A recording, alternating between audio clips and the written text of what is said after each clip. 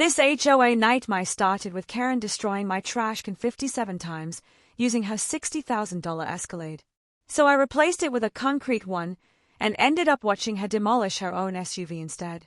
What began as a morning routine of property destruction ended with criminal charges, a $12,000 settlement, and a very expensive life lesson: never bully the wrong neighbor.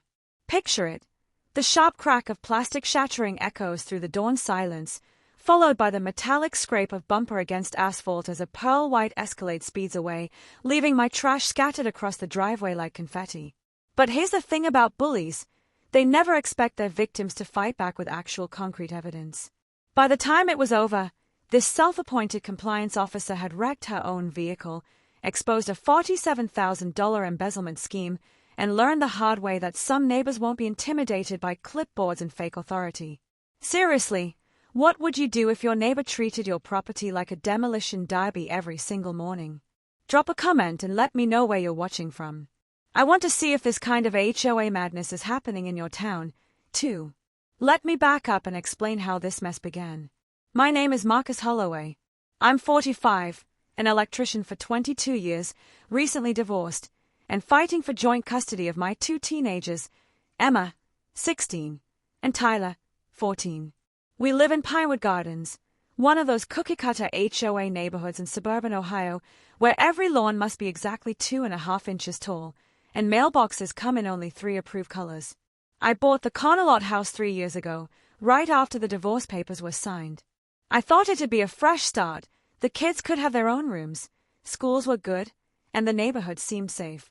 What I didn't anticipate was Brenda Whitmore, a 52-year-old widow who appointed herself the neighborhood's compliance officer, a title that doesn't exist in our HOA bylaws. Brenda drives a pearl-white Escalade bigger than some studio apartments. She moved in 3 years ago after her husband died. No kids, retired from managing a downtown bank. She knows every HOA rule by heart and treats our monthly dues like her personal slush fund. She's also best friends with the HOA president, Gerald Thornfield, which basically makes her untouchable. Now, geography matters. My corner lot means the trash pickup requires me to place my bin near the street every Tuesday morning. City ordinance says within 3 feet of the curb, which puts it right at the edge of Brenda's daily power walk at exactly 6:15 a.m. The first incident happened on a Tuesday in September, the second week of school. I'm getting the kids ready, coffee brewing, the garbage truck's diesel rumble still 20 minutes away, when crack. The sound of plastic exploding like a gunshot. I rush outside. My trash can is obliterated, garbage scattered across the driveway like someone detonated a confetti bomb filled with banana peels and coffee grounds. And there's Brenda, backing up her Escalade, rolling down her window with a fake look of concern. "Oh my," she says, not a trace of sincerity in her voice.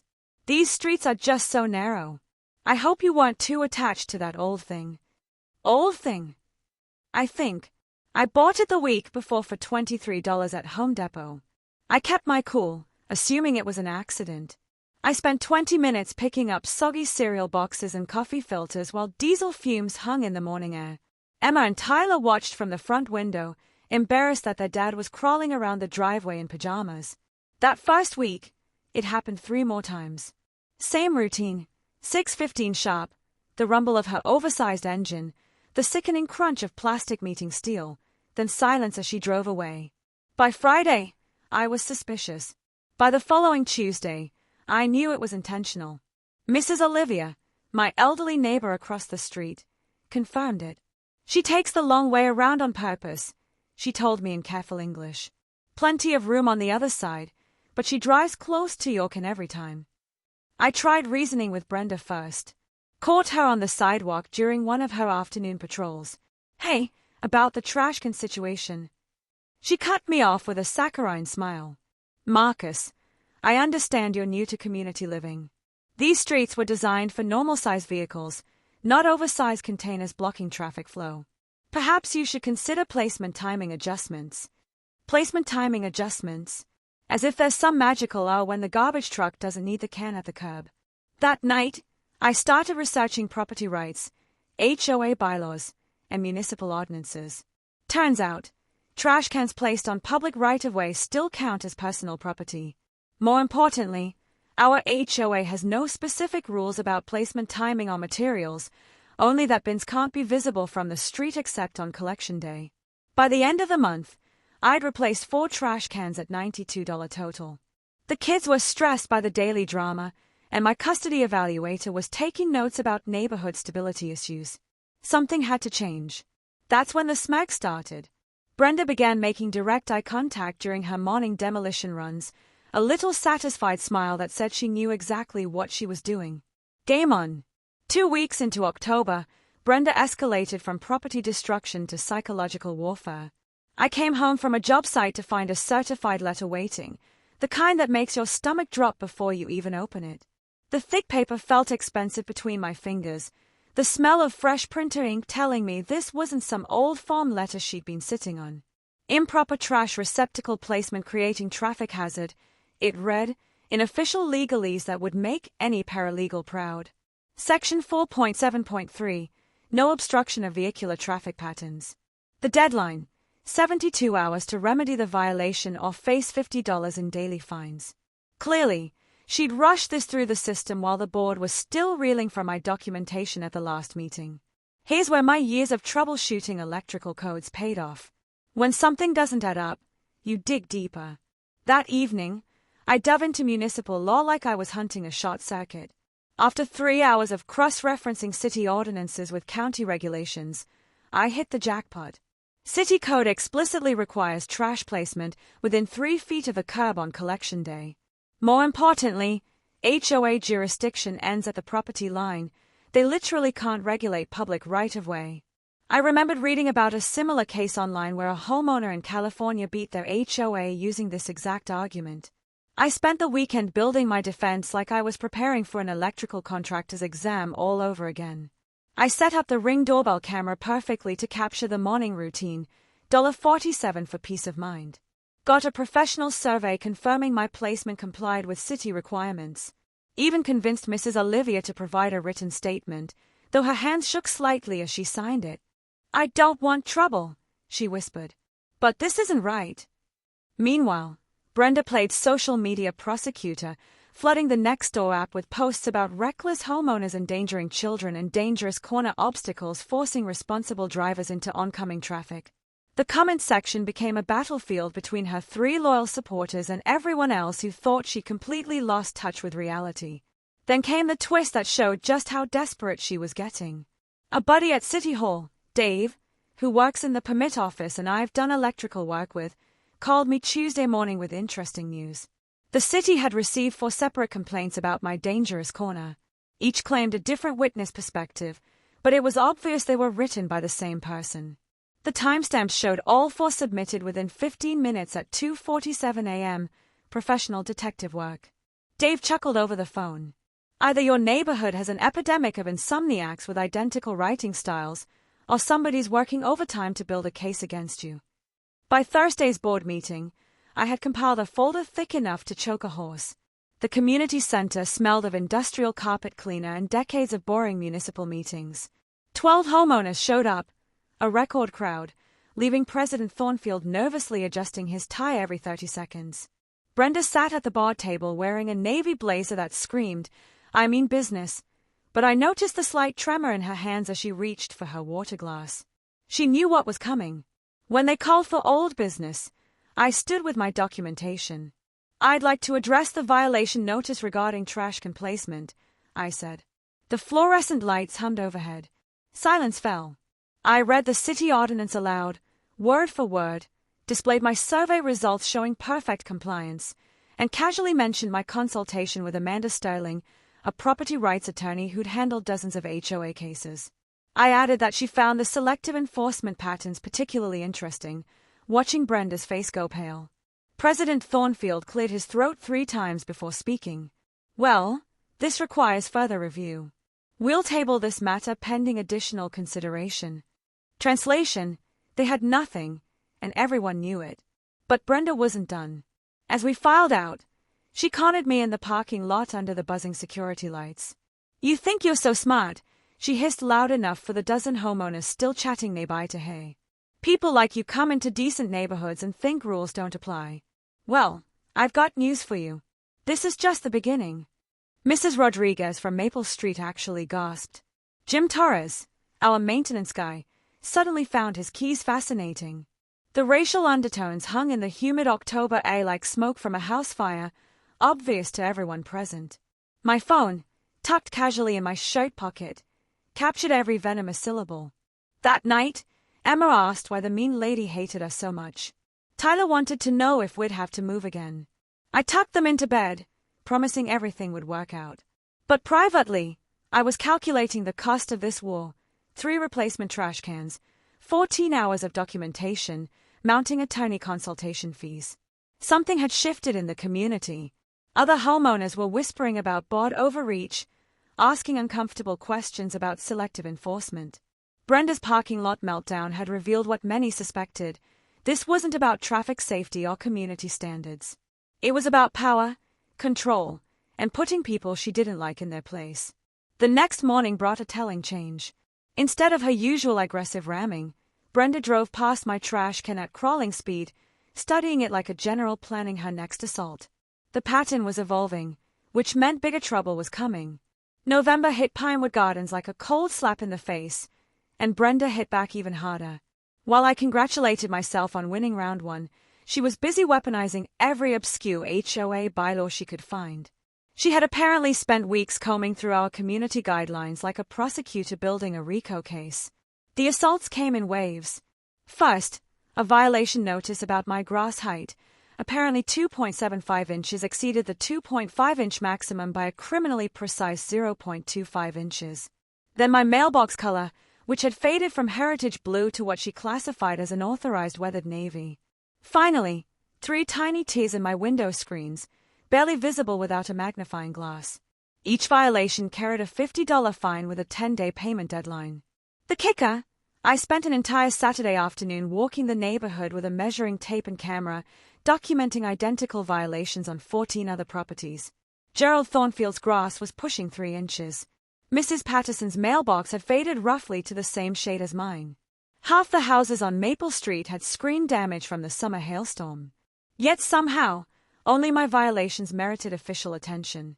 While Brenda played bylaw prosecutor, I was having coffee with Dale Kowalski at Home Depot's contractor desk.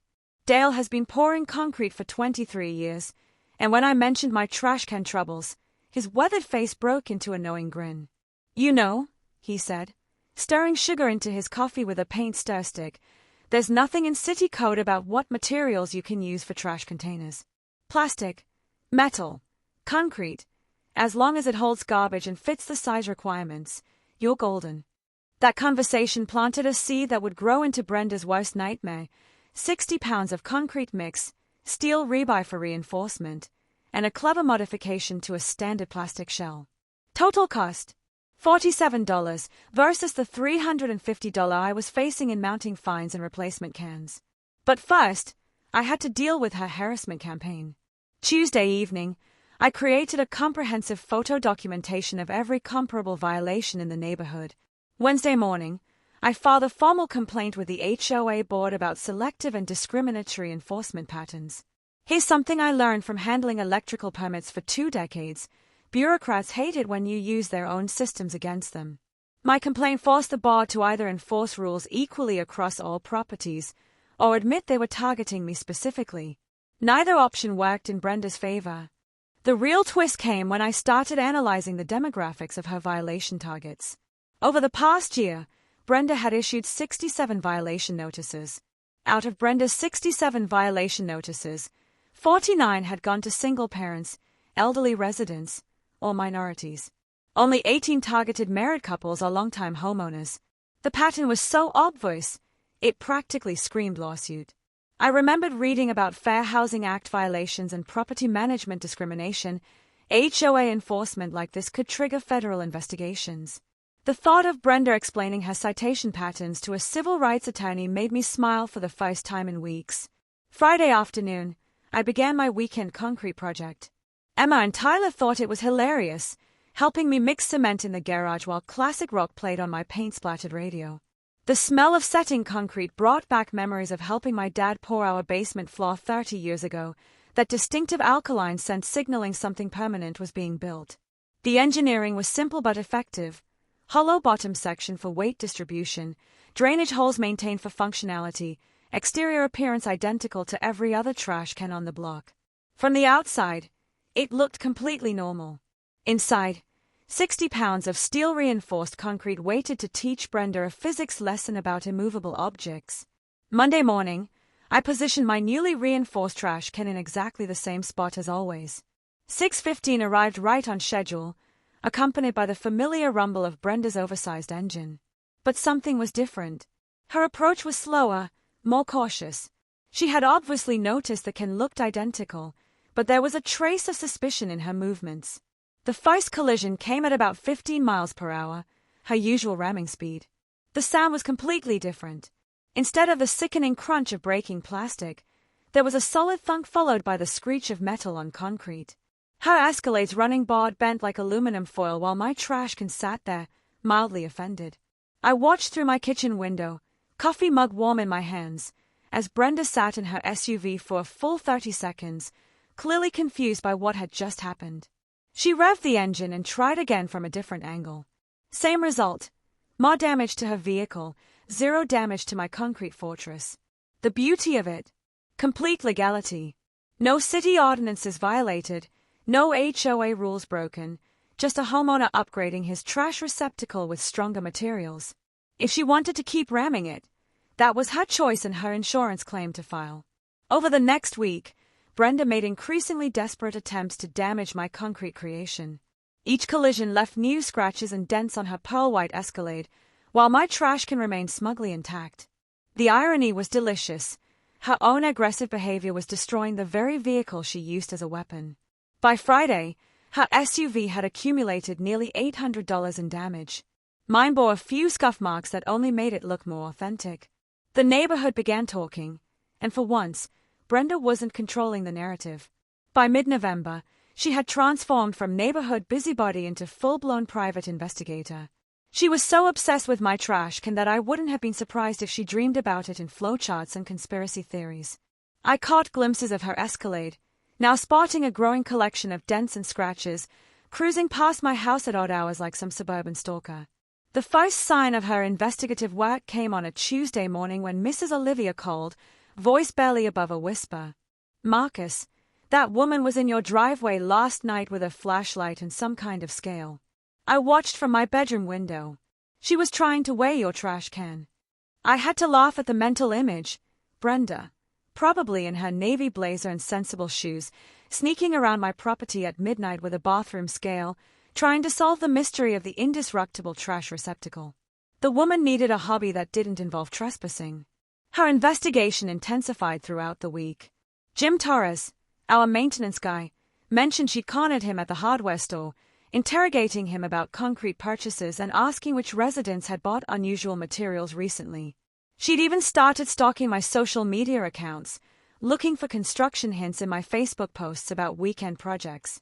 The twist that really showed her desperation came when she tried to weaponize city bureaucracy again. Thursday afternoon, a building inspector knocked on my door, a tired-looking guy named Pete, who clearly had better things to do than investigate trash cans. "Filed a complaint about potential building code violations," he explained, checking boxes on his clipboard with the enthusiasm of someone filling out tax forms. Something about unauthorized concrete structures on residential property. I walked Pete over to the trash can, where he spent about 30 seconds examining it before shaking his head. "It's a garbage container, not a foundation," I muttered to myself. "No permits required, no violations present." Honestly, I've seen people build entire sheds without this much scrutiny. But Brenda wasn't finished with her official harassment campaign. The following week brought a notice from the HOA demanding immediate access for compliance verification of my property. The letter, obviously drafted by Brenda and rubber-stamped by President Thornfield, claimed they needed to inspect my exterior modifications for safety violations.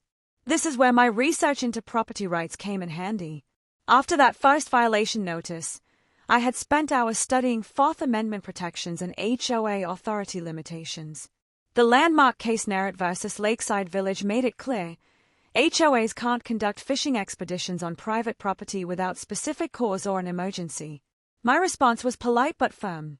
No private property access without a court order or genuine emergency. If they wanted to inspect my legally compliant trash receptacle, they could examine it from the public sidewalk like everyone else. The smell of Brenda's frustration was almost as satisfying as fresh concrete. Meanwhile, her vehicle was becoming a rolling advertisement for steel-reinforced trash cans. Each morning brought new collision attempts, leaving fresh damage on her Escalade. The running board now hung at an angle like a broken wing, the front bumper bore spiderweb cracks, and one headlight housing rattled ominously. The neighborhood was starting to notice. During my Saturday morning coffee run, I overheard 3 different conversations about that crazy woman who kept hitting the same trash can. Mrs. Rodriguez had started timing Brenda's morning routine, while the teenage kids on Elm Street had apparently started a betting pool on daily collision outcomes. Emma found the whole situation simultaneously hilarious and embarrassing. "Dad, kids at school are asking if we're the family with the concrete can lady," she said over dinner. "I don't know whether to hide or take credit for having the coolest revenge story in the district." Tyler, ever practical, wanted to know if we could sell tickets to the morning entertainment. "Seriously, Dad, we could charge $5 and fund my college education just from neighbors wanting front row seats to the demolition derby." The real breakthrough came when Patricia Lopez, the only reasonable board member, pulled me aside after a neighborhood gathering. In hushed tones near the community center's coffee station, she shared intelligence that changed everything. "Marcus, you need to know," she said. "Brenda's been having private meetings with Gerald about enhanced enforcement authority. She wants the board to authorize property inspections, material restrictions, even contractor background checks for homeowner projects." But Patricia's biggest revelation was financial. Brenda had been pushing hard for approval of maintenance contracts with a company no one had heard of. Every budget discussion came with detailed proposals, months in the making. That night, I started a different kind of investigation. If Brenda was obsessed with controlling neighborhood projects and pushing specific contractors, maybe her motivation wasn't just power. Maybe it was profit. Public records are amazing when you know where to look, and municipal contract databases tell interesting stories about who gets paid for what. By Sunday evening, I'd uncovered something that made her trash can obsession look like small potatoes. Brenda Whitmore wasn't just a control freak with too much time on her hands, she was running a scam. And my concrete fortress had accidentally threatened her entire operation. Sunday night research sessions had usually been for helping Emma with history papers or Tyler with algebra homework.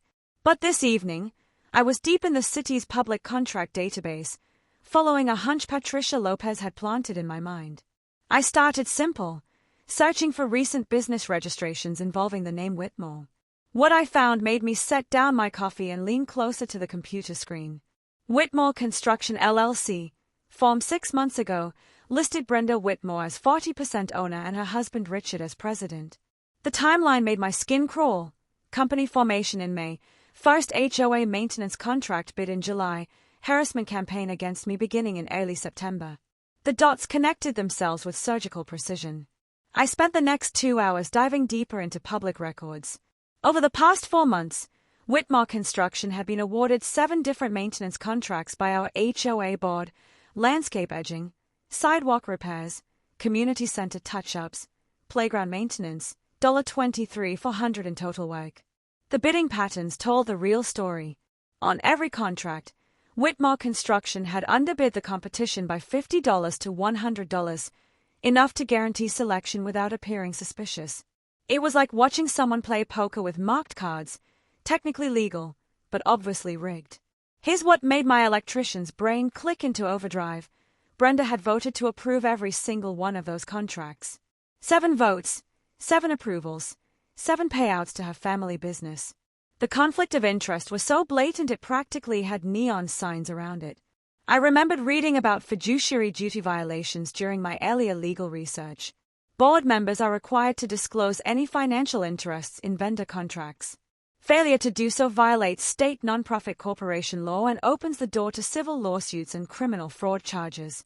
The evidence was sitting right there in digital black and white: business registration documents, HOA meeting minutes, contract award records, and even bank deposit slips from the association's monthly statements. Brenda had been using her board position to funnel community dues directly into her family's bank account. But the timeline revealed something even more damning. My first polite conversation with Brenda about the trash can incidents, September 15th, coincided with her first questioning of the maintenance budget at the monthly board meeting. September 3rd, she'd started her harassment campaign exactly 12 days after I'd innocently asked why we were spending so much on basic repairs. My concrete trash can hadn't just been blocking her morning power walk, it had been protecting evidence of systematic theft from 127 homeowners. The scope of potential violations made my head spin: civil liability for financial mismanagement, criminal exposure for fraud, and automatic removal from the board upon proven conflict of interest. This wasn't just about property rights anymore, it was about corruption, embezzlement, and a woman desperate enough to wage psychological warfare against anyone who threatened her scheme. I printed everything, made digital copies on 3 separate cloud services, and immediately emailed the complete file to attorney Amanda Sterling with a note: urgent review requested, criminal implications possible. The power dynamic had just shifted completely. Brenda thought she was fighting some divorced electrician over a trash can. What she was actually facing was exposure of a fraud scheme that could land her in federal prison and bankrupt her family. Tuesday morning, I watched from my kitchen window as she made her usual collision attempt with my concrete fortress. Her Escalade now showed over $1,200 in accumulated damage, while my trash can sat there like an immovable monument to her stupidity. But for the first time since this mess began, I wasn't thinking about trash cans, HOA bylaws, or morning demolition derbies. I was thinking about justice, community protection, and the sweet satisfaction of watching a bully discover that victims sometimes bite back harder than expected. The war was about to begin in earnest. Tuesday evening, my garage transformed from a weekend workshop into a war room that would have made Pentagon strategists proud. I cleared out the workbenches, set up folding tables, and arranged 5 mismatched chairs in a circle around the evidence board I'd constructed, using construction paper and red string like something from a crime thriller. The core team assembled by 7 p.m. sharp. Mrs. Olivia arrived first, clutching a thermos of jasmine tea and looking nervously determined. Jim Torres showed up, still wearing his maintenance uniform, tool belt jangling with each step. Patricia Lopez brought a stack of HOA financial documents she'd borrowed from the board files. Dale Kowalski rolled in last, carrying a box of donuts and grinning like we were planning a surprise party instead of exposing municipal corruption. "All right," I said, taping the final timeline chart to the garage wall. "Here's what we're dealing with." The evidence layout looked like something from a federal investigation: $23,000 in questionable contracts, 7 separate conflict of interest violations, 47 documented harassment incidents, and 1 increasingly damaged Escalade serving as rolling proof of Brenda's deteriorating mental state. Patricia whistled low when she saw the financial analysis. I knew something felt wrong about those contracts, but I never imagined it was this systematic. Every time I questioned the expenses, Brenda had these detailed justifications ready, like she'd rehearsed them. Dale examined the vehicle damage photos with professional interest. "That bumper is going to cost at least $2,000 to fix properly. The alignment issues alone will eat through tires like crazy. Your concrete can is turning her SUV into a very expensive life lesson." We spent the next hour organizing our multi-pronged attack strategy. Jim would monitor Brenda's activities and document any retaliation attempts. Mrs. Olivia would coordinate the door-to-door campaign to gather neighbor support. Patricia would work the inside game, building board member consensus for a financial audit. Dale would serve as our technical consultant on any construction-related evidence. The legal strategy required delicate coordination. Amanda Sterling had confirmed we had solid cases for harassment, financial fraud, and board misconduct, but timing was crucial. File too early, and Brenda might destroy evidence. Wait too long, and she could complete whatever cover-up she was planning. I'd learned something important from 22 years of electrical troubleshooting. Complex problems require layered solutions. Fighting HOA overreach with just property rights arguments is like trying to fix a short circuit by replacing one fuse. You need to address the whole system.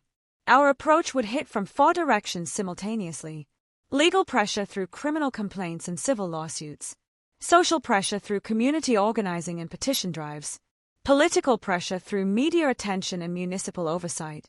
Financial pressure came through audit demands and potential contract cancellations. The community organizing phase kicked off Wednesday morning. Armed with professional presentation materials and irrefutable documentation, I began visiting every house in Pinewood Gardens. The response was overwhelming: 89 signatures supporting property rights, 34 demanding immediate financial audits, and 12 volunteering for testimony at the upcoming board meeting. Mrs. Rodriguez from Maple Street nearly slammed her door before I could explain the situation.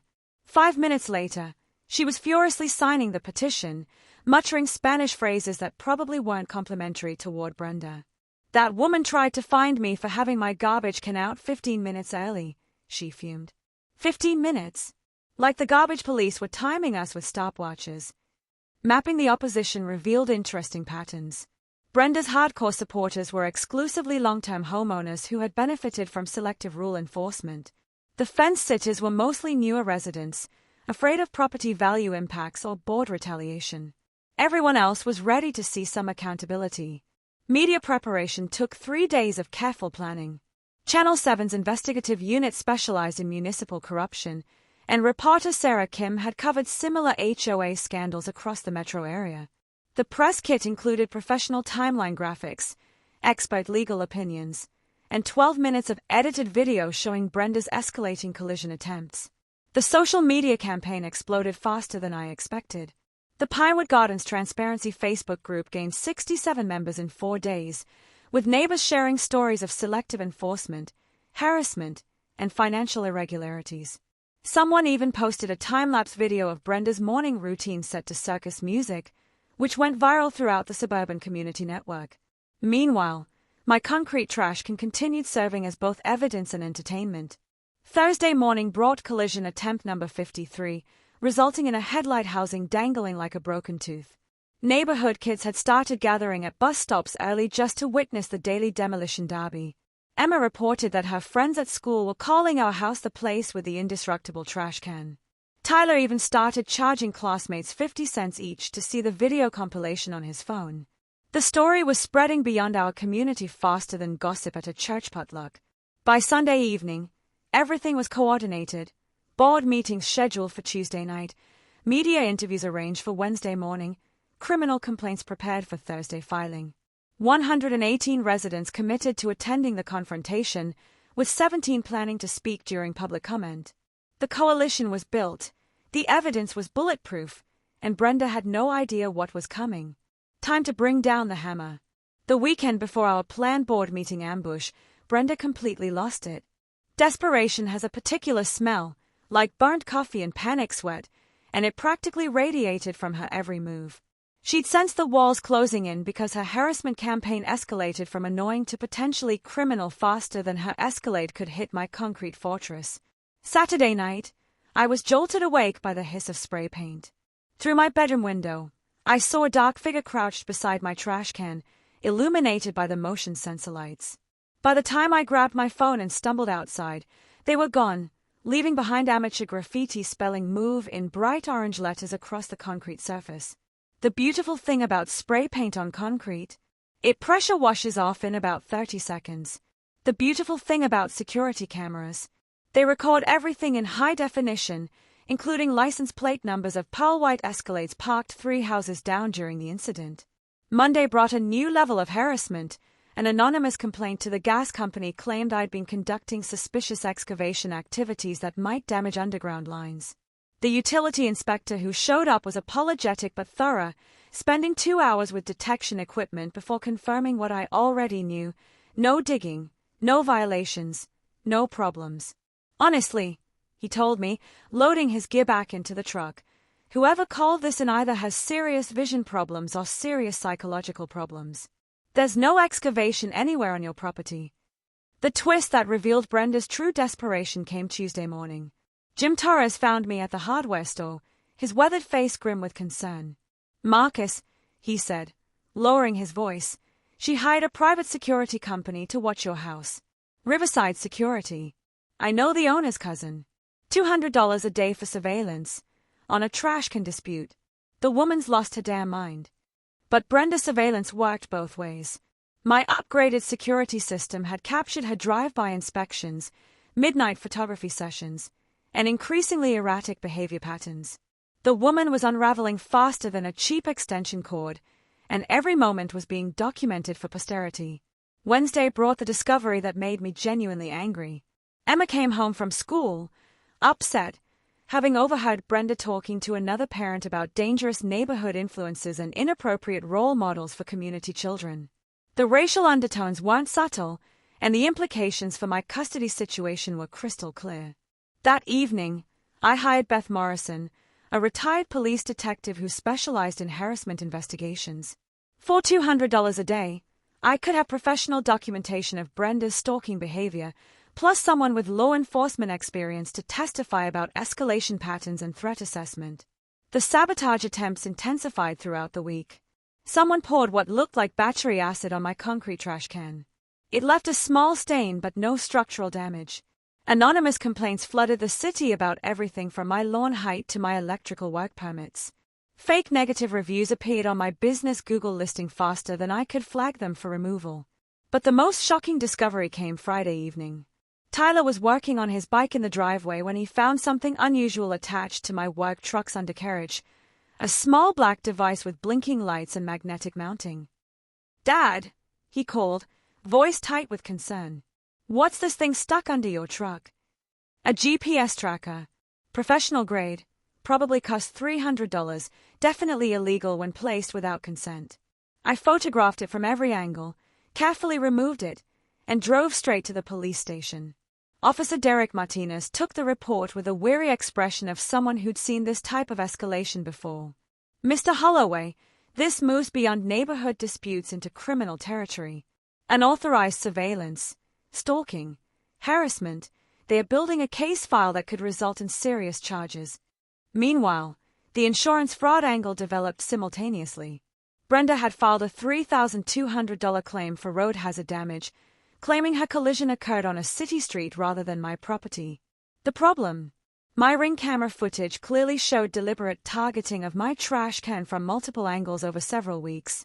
When State Farm's investigator called for an interview, I was ready with a complete evidence package: 53 documented collision attempts, witness statements, a video compilation, and a professional assessment of the damage patterns. The investigator's reaction was immediate and decisive. She said, reviewing the files, "This isn't road hazard damage. This is intentional property destruction with an expensive vehicle. We're denying the claim and referring the case to our fraud unit for criminal investigation." The community pressure was building like steam in a pressure cooker. Our Facebook group had grown to 94 members, sharing increasingly outrageous stories of Brenda's behavior. Mrs. Patterson reported harassment over her rose bushes. The Johnsons on Oak Street had received violation notices for children's sidewalk chalk art. Even Gerald Thornfield was privately distancing himself from her actions. Saturday morning brought collision attempt 57. This time, it resulted in a completely detached bumper that Brenda had to retrieve from my driveway. The sight of her crawling around in her business attire, gathering plastic fragments while neighbors peeked from their windows, would have been hilarious if it weren't so pathetic.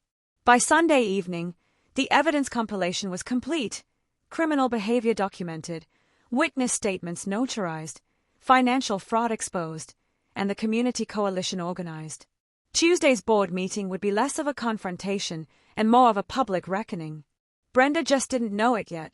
Monday morning, 12 hours before the planned showdown, Brenda made her most desperate move yet. Gerald Thornfield called an emergency closed-door session to address what he termed escalating liability concerns and community safety issues. His voice on my voicemail sounded like he'd been gargling gravel and anxiety for breakfast. The emergency meeting was classic damage control. 3 board members huddled in the community center office while Prescott and Associates Attorney Harold Masterson, $400 an hour, tried to figure out how deep they'd stepped into legal quicksand.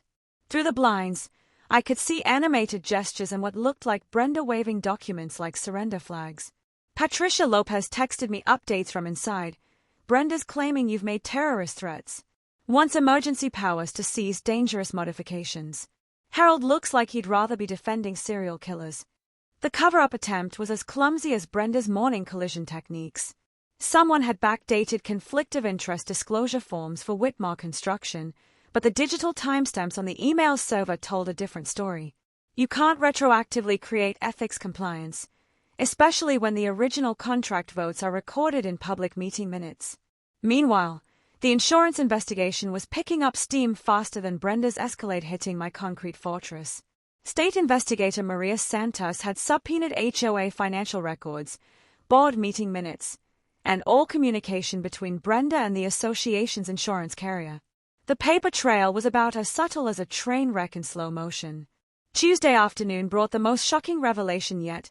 Richard Whitmore, Brenda's husband, called me directly, something that took more courage than I expected from a man watching his wife destroy their life savings, one collision at a time.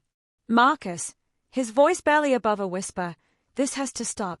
She spent $8,000 on lawyers, surveillance, and vehicle repairs. Our insurance got cancelled. The business is facing contract cancellations. I need to know what it would take to make this go away. I almost felt sorry for him. Almost. Richard, your wife stalked my family, vandalized my property, committed insurance fraud, and embezzled from 127 homeowners. This isn't going away with an apology or a check. The twist that revealed just how desperate they'd become came 2 hours before the board meeting. Brenda filed an emergency restraining order petition based on completely fabricated evidence, fake threatening voicemails, doctored photos of confrontations, and witness statements from people who didn't exist. The petition was so poorly constructed that Judge Patricia Williams dismissed it without even scheduling a hearing. Miss Whitmore, the judge wrote, these recordings are clearly edited, these photos are obviously staged, and these witnesses appear to be fictional. Filing false evidence is contempt of court. Consider this your only warning. But Brenda's legal troubles were multiplying faster than her collision attempts. The state insurance commissioner had assigned investigator Maria Santos to build a criminal fraud case. The district attorney's office was reviewing harassment and stalking charges. The IRS had received copies of all financial documentation showing unreported income from the construction contracts. As 6 p.m. approached, the community center parking lot filled up like Black Friday at Best Buy. Cars lined both sides of Maple Street, neighbors streaming in from 3 blocks away, carrying lawn chairs and folding signs. At exactly 5:30, Channel 7's news van pulled up, followed by Channel 12 and a Metro Weekly reporter who had been following the story closely. Inside the meeting room, tension hung like concrete in the air. 118 residents were packed into a space designed for 40, with overflow crowds pressed against the walls and spilling into the hallway. The smell of nervous perspiration mingled with industrial-strength coffee, creating an atmosphere thick enough to chew. Brenda arrived fashionably late, flanked by Harold Masterson's son, looking like she would rather be anywhere else on earth. Her usual navy blazer had been replaced with funeral black, and the tremor in her hands was visible from across the room. Gerald Thornfield kept adjusting his tie as if it were a noose tightening around his neck. The attempted intimidation had backfired spectacularly. Masterson's son began with his opening statement about frivolous complaints and disruptive residents, only to be interrupted by Mrs. Olivia standing with her stack of witness statements. "Excuse me," she said carefully, "but which one of us has been committing insurance fraud and embezzling money?" The room erupted in applause and nervous laughter. 17 neighbors were prepared to speak during public comment, each armed with documentation of Brenda's harassment, financial irregularities, or selective enforcement patterns. The evidence compilation filled 3 bankers' boxes, including everything from collision videos to contract analysis to criminal complaint receipts. But the real bombshell was yet to come. At 6:45, just as Brenda was attempting to deflect questions about the Whitmore construction contracts, Officer Derek Martinez walked through the community center doors, carrying an official-looking folder. "Sorry to interrupt," he announced to the suddenly silent room, "but I have a warrant to serve regarding insurance fraud and stalking charges." The color drained from Brenda's face faster than antifreeze from her damaged Escalade. Masterson's son leaned in, whispering frantic legal advice, while Gerald Thornfield looked as though he were having chest pains. Game over. Checkmate. Time for the public reckoning. The community center had never seen anything like it. 127 residents crammed into a room built for 40, plus 15 media representatives setting up cameras like this was a presidential debate. The air conditioning struggled against the heat, and the fluorescent lights buzzed overhead like angry wasps sensing blood in the water. I positioned myself strategically in the third row, flanked by Mrs. Olivia and Jim Torres, with my concrete trash can wheeled in as Exhibit A, proudly beside the podium. The symbolism wasn't subtle. That 60-pound monument to her stupidity had become the star witness. Brenda sat at the bar table, looking like she'd rather endure a root canal without anesthesia. Every few seconds, she glanced toward the exit like a trapped animal calculating escape routes. Harold Masterson whispered advice in her ear, while Gerald Thornfield sweated through his shirt like a man facing his own execution. Officer Martinez's entrance had changed everything. The room fell silent, except for the mechanical whir of cameras and the nervous tapping of Brenda's pen, a staccato that sounded like Morse code for "help me." Gerald called for order with a cracking voice. "We will now hear public comments regarding recent community concerns." I stood first, carrying my presentation boards like a prosecutor approaching a jury. The room was so quiet you could hear the hum of the exit sign transformer. "Ladies and gentlemen," I began, my voice carrying easily, "this isn't about trash cans. This isn't about HOA bylaws, property rights, or community standards. This is about accountability, transparency, and stopping corruption before it destroys our neighborhood." I began to walk them through the timeline methodically, each event connecting the dots of Brenda's harassment, her financial manipulations, and her repeated abuses of power. The room hung on every word, the tension rising like a storm on the horizon. 57 documented collision attempts, each captured in high definition. The GPS tracker illegally placed on my vehicle. Spray paint vandalism caught on security cameras. Fake insurance claims that amounted to felony fraud. But the real showstopper was the financial presentation. Using a borrowed projector, I displayed the contract analysis proving $23,400 funneled from community dues directly into Brenda Whitmore's family business account. "Every month, you've been paying higher fees to fund Mrs. Whitmore's personal construction company," I announced, watching jaws drop across the room. 7 contracts, 7 undisclosed conflicts of interest, 7 violations of state nonprofit law. Next, the video compilation played, 12 minutes of Brenda's greatest hits, set to a soundtrack of crunching plastic and scraping metal. Gasps and nervous laughter punctuated each desperate collision attempt. Then came the MIC drop moment I'd rehearsed for weeks. "Mrs. Whitmore," I said, turning directly toward her while cameras rolled. "You've spent $3,400 on lawyers, destroyed your $60,000 vehicle, committed insurance fraud, and stalked my family over a $23 trash can. But the real crime is the $47,000 you've stolen from this community through your family's construction company." The room erupted. Neighbors who had been silently grumbling about rising HOA fees suddenly understood where their money had gone. Mrs. Rodriguez stood, shouting in rapid Spanish that probably wasn't complimentary. Teenagers from Elm Street actually clapped like they were at a concert. Brenda's response: everything I'd hoped for. She shot up from her chair like a jack-in-the-box, composure completely shattered. "This is harassment," she screamed, her voice reaching frequencies that probably bothered dogs 3 blocks away. "These people don't understand property values or community standards. They come into decent neighborhoods and think rules don't apply to them." The racial undertones hung in the air like smoke from a house fire. Channel 7's camera captured every word, every gesture, every moment of her psychological breakdown. Mrs. Olivia audibly gasped when Brenda pointed at her and shouted something about certain elements ruining the community. Harold Masterson's son tried desperately to control his client, but Brenda was beyond advice. She grabbed my evidence boards, attempting to tear them apart, until Jim Torres and 2 neighbors gently restrained her. "I built this community," she shrieked, mascara streaming down her cheeks like black tears. "I protected property values. I kept standards high. And this is how you treat someone who sacrificed everything for neighborhood integrity." Gerald Thornfield called for a recess, but nobody was leaving. This was better than reality TV, more dramatic than a soap opera, and infinitely more satisfying than watching your worst enemy step on a rake. Patricia Lopez finally stood amid the chaos. "I move for the immediate suspension of Brenda Whitmore from the board, pending criminal investigation and financial audit." The vote was unanimous, 4-0, with Brenda abstaining, handcuffed to Officer Martinez's chair. Justice had been served, concrete cold, with a side of public humiliation. The aftermath unfolded like perfectly arranged dominoes. Within 48 hours, Brenda's world collapsed faster than her Escalade suspension under repeated concrete impacts. Tuesday morning, formal resignation, accompanied by bitter texts claiming hostile work environment and personal attacks. Thursday, district attorney filed insurance fraud charges, carrying up to 6 months in jail and $5,000 in fines. Friday, insurance license revoked, followed by suspension of Whitmore Construction's contractor certification. The financial reckoning was swift and merciless.